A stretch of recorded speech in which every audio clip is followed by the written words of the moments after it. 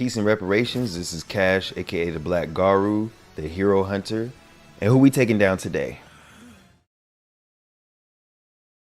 Alright, I'm surrounded as usual. All these fake heroes around me. I already took down Thomas Jefferson and George Washington in a previous episode. Down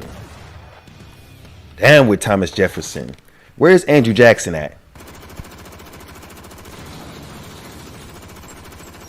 Alright, while he's doing that, where Christopher Columbus at? I'm on your ass. Christopher Columbus is all over America.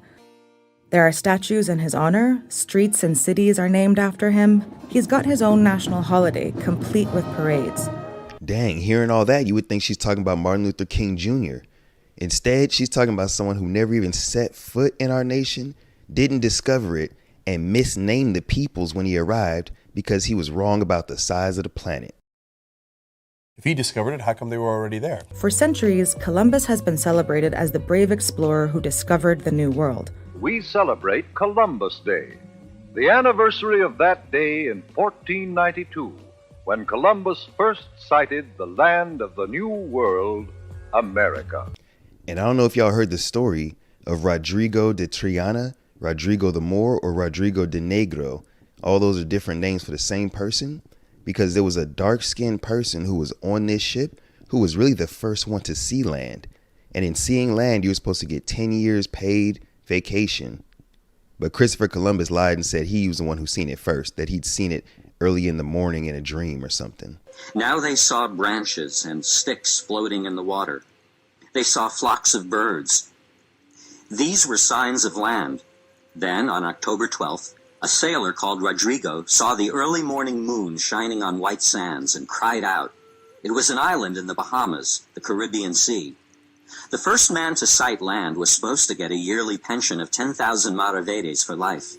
But Rodrigo never got it. Columbus claimed he had seen a light the evening before. He got the reward. But Columbus never even set foot on North American soil.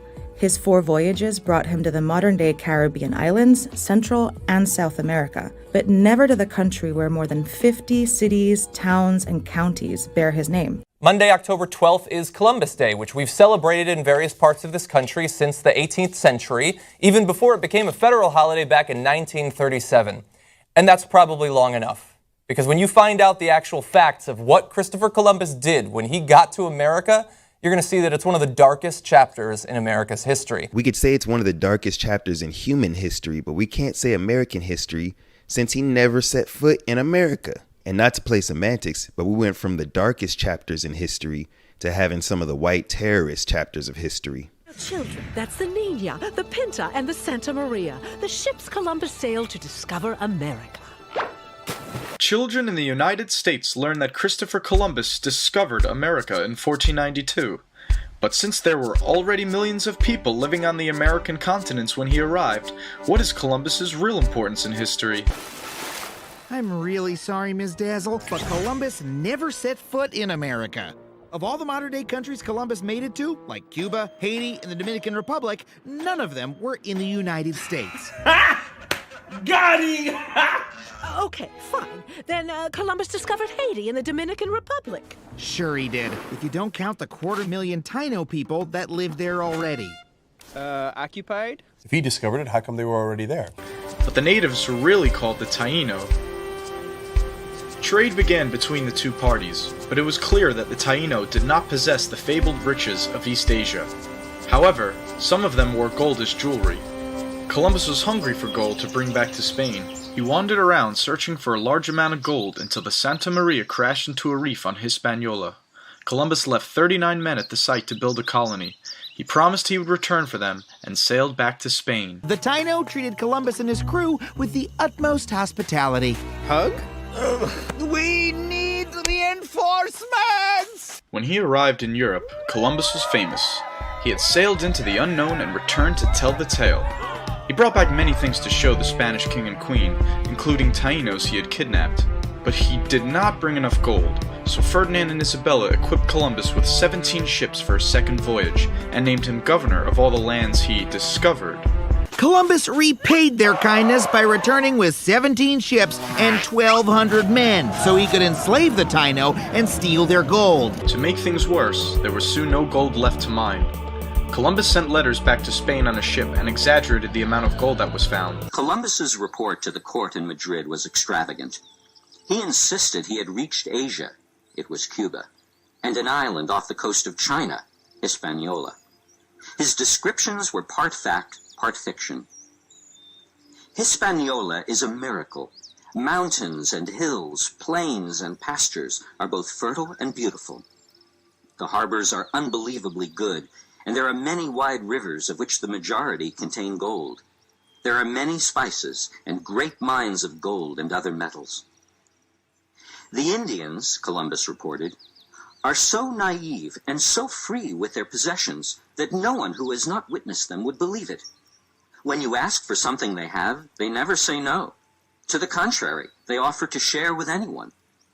He concluded his report by asking for a little help from their majesties, and in return he would bring them from his next voyage as much gold as they need and as many slaves as they ask. He was full of religious talk. Thus the eternal God, our Lord, gives victory to those who follow his way over apparent impossibilities. Because of Columbus's exaggerated report and promises, his second expedition was given 17 ships and more than 1,200 men. If he discovered it, how come they were already there? How come they were already there? Anyway, he said they were, quote, so full of love and without greed. And you would think like, oh, that's great. That's going to lead to good relations. He's like, no, idiots, he thought. They're so full of love without greed. It makes it super easy to enslave them, beat them, murder them, chop their hands off. He looked at their love and compassion as a weakness that he could exploit. To produce more profit for the king and queen, Columbus suggested starting a slave trade. Without waiting for a response, he seized over 500 natives and sent them to Spain. Columbus initiated the transatlantic slave trade in early February 1494, first sending several dozen enslaved Tainos, these are the native people of the island that he landed on, to Spain. Columbus described those he enslaved as well-made and of good intelligence. He ordered 1,600 of them rounded up and had 550 of the best males and females, according to one witness, Michel de Cuneo, chained and sent as slaves to Spain. Of the rest who were left, that person writes, the announcement went around that whoever wanted them could take as many as he pleased, and this was done. He would gather up sex slaves from the indigenous population, and then if he liked someone as a reward, he would give them a child to rape for the rest of their life. That's blunt, I guess, but that's what he did. And I feel like at this point, we should probably be blunt about our historical figures. So he did that. And others who were beneficiaries of his gifts of this sort wrote things like this. While I was in the boat, I captured a very beautiful woman whom the Lord Admiral Columbus gave to me. When I had taken her to my cabin, she was naked, as was their custom. I was filled with a desire to take my pleasure with her and attempted to satisfy my desire. She was unwilling and so treated me with her nails that I wished I had never begun. I then took a piece of rope and whipped her soundly, and she let forth such incredible screams that you would not have believed your ears. Eventually, we came to such terms, I assure you, that you would have thought she had been brought up in a school for... Most of the remaining natives fought against this injustice, so Columbus unleashed terror on them. Man, if I was those natives, I'd have hit Columbus in the face with a bag of trash.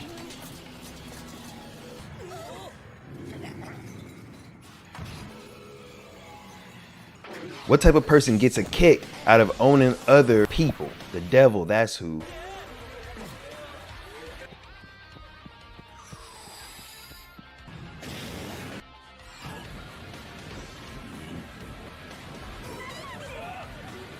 To even attack those who live in tune with nature, to bring ideas of mass money making and gold extraction, what do you call a person like this? This is the man we celebrate, right? And he says, you take the slaves and do what we want with them. Here's what they did with them according to the journals at the time. So this is history, and it's not somebody else said it about them. They said it themselves, right? Most of the quotes you're going to see are taken from his personal journals. In the journals of Columbus and his men, they bragged about how they would break the native women, and that they would break their will to resist after rape, after rape, after rape. And then eventually they can get the women to do whatever they wanted because they had raped them so much. Now, the initial slavery that we talked about proved to be unprofitable, but he later wrote, "Let us in the name of the Holy Trinity go on sending all the slaves that can be sold." So there you get both the religious and the commercial considerations in one sentence. Once defeated, they were forced to pay tributes of gold to the Spanish. A system called encomienda. People who didn't find enough were punished brutally. When the slavery did not pay off, he turned to a tribute system, forcing every Taino of 14 or older to fill a hawk's bell with gold every 3 months. If successful, they were safe for another 3 months. If not, Columbus ordered that they be punished by having their hands chopped off, or they were chased down by attack dogs. As the Spanish priest Bartolomé de las Casas wrote, this tribute system was impossible and intolerable. They not only had their hands cut off, by the way, but they were forced to wear them around their neck on thongs. A little bit barbaric there. Okay, now imagine if ISIS had cut off hands, which they do, right, from time to time. So does Saudi Arabia, by the way, one of our top allies. And then they made the kids, 15, 14, 15, 16-year-old kids, wear the hands around their neck. And then they said, well, I'm only chopping it off because you didn't give me enough money, enough gold, enough bribes, right? Yeah. And then then they rape the women. They do this to the kids, to all the adults. And then they sick dogs on them, rip their flesh from their body, as we all watch. Children were told that Columbus defied conventional wisdom and proved the world was round. But at the time, people already knew the Earth was round. Columbus actually claimed the world was smaller than predicted, and he was wrong. Children were also told that Columbus's voyages to the inhabited islands in the Americas were peaceful. The people Columbus called Indians were very friendly, and they gave Columbus and his men many gifts. But they don't mention that Columbus and his men were responsible for the mass deaths of native people. A friar who lived on the islands Columbus reached and experienced the brutality of the conquest wrote about it. He wrote, "They forced their way into settlements, slaughtering small children, old men, and pregnant women." These details have been kept out of most textbooks from the beginning, allowing Columbus to become an American icon. Instead of being celebrated, this dude should have knew what Five Fingers said to the face. This is another section from Christopher Columbus's personal journal. He wrote, 100 castellanos are as easily obtained for a woman as for a farm, and it is very general, and there are plenty of dealers who go about looking for girls. Those from 9 to 10 are now in demand. So they had set up some sort of system of pimps and sexual slavery in the New World. Eventually, he went back to Europe and then returned with more men after saying that he could conquer all of the natives because they had so little experience with war that he needed just 50 men so that he could govern them. On his second trip to the New World, he brought cannons and attack dogs. If a native resisted slavery, he would cut off a nose or an ear. If slaves tried to escape, he had them burned alive. Other times, he sent attack dogs to hunt them down, and the dogs would tear off the arms and legs of the screaming natives while they were still alive. If the Spaniards ran short of meat to feed the dogs, Arawak babies were killed for dog food. I gotta pause right here because however grotesque this story may seem, generational trauma may remind Black Americans of the same history that's been repeating itself ever since. We've heard from our civil rights leaders that it was four-legged dogs sicked on us by two-legged dogs, and that our babies used to be considered alligator bait by human traffickers.